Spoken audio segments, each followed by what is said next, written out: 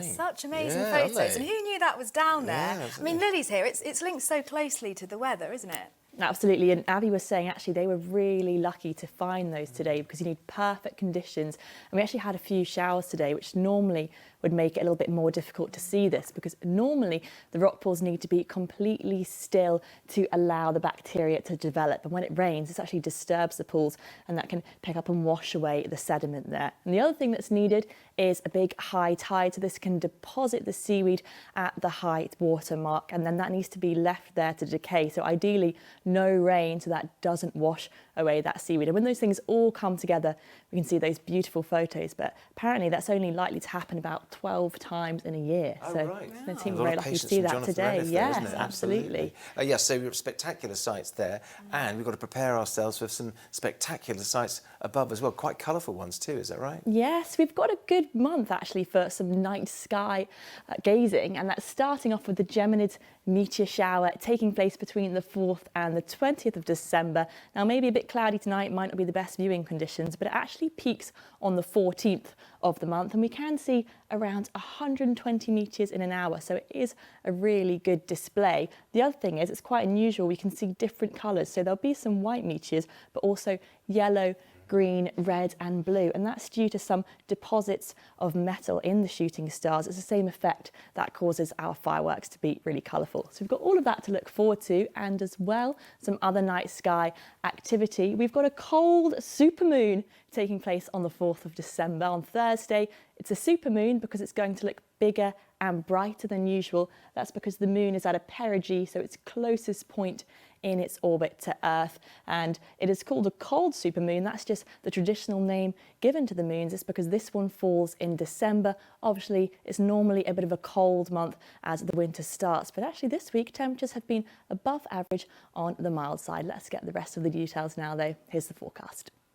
Well, the sun was shining brightly as it came up this morning, and it stuck around for a lot of the day. We had some blue skies to enjoy, but there were still a few showers around. This picture looking a little bit more ominous from today, and that was just a taste of what is to come, because as we head into tonight, the wet weather is going to win out, as well as blustery conditions. We could see gusts of 50 to 60 miles an hour, so really on the breezy side. Into tomorrow, some showers, perhaps some bright spells around at times, but a different feel tomorrow, probably likely to see more of those showers and colder as well.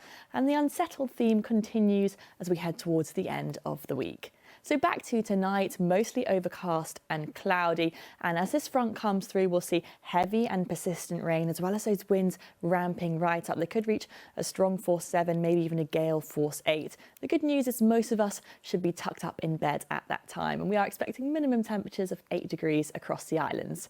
As we head into tomorrow, some showers around, in between those some bright spells, but a different feel to what we had today. Notice a more westerly wind direction. That means more of those showers likely to be fed through, and some of those could be heavy with hail in the mix too. Temperature wise, not too different to what we had today, but it's likely to feel colder than that for a lot of the day, and especially once we factor in those winds, which are a bit breezier tomorrow, it's certainly looking to feel a bit chillier.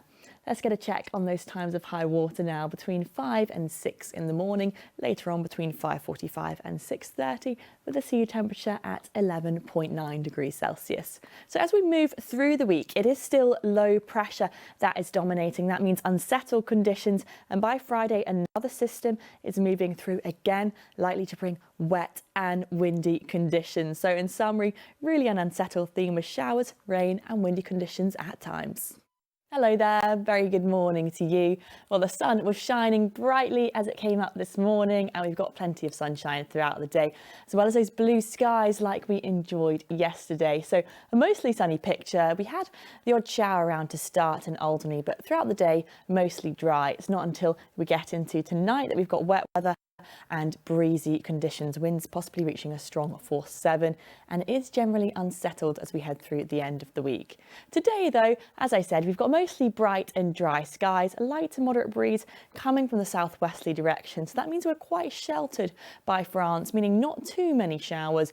Could be unlucky and get caught out by 1 or 2, but mostly dry and sunny today with highs of 11 degrees Celsius, so fairly on the mild side. So we head into tonight though, clouding over, the winds ramping up with gusts of 50 miles an hour, and wet weather, heavy bursts of rain arriving after midnight. As we head into tomorrow, again, we can expect some bright spells here and there, but notice that a more westerly wind direction. So that's going to feed in more of those showers than we've had the past few days. And some of those could be heavy, perhaps with some hail in the mix. So feeling cooler in the breezy conditions with highs of 10 degrees.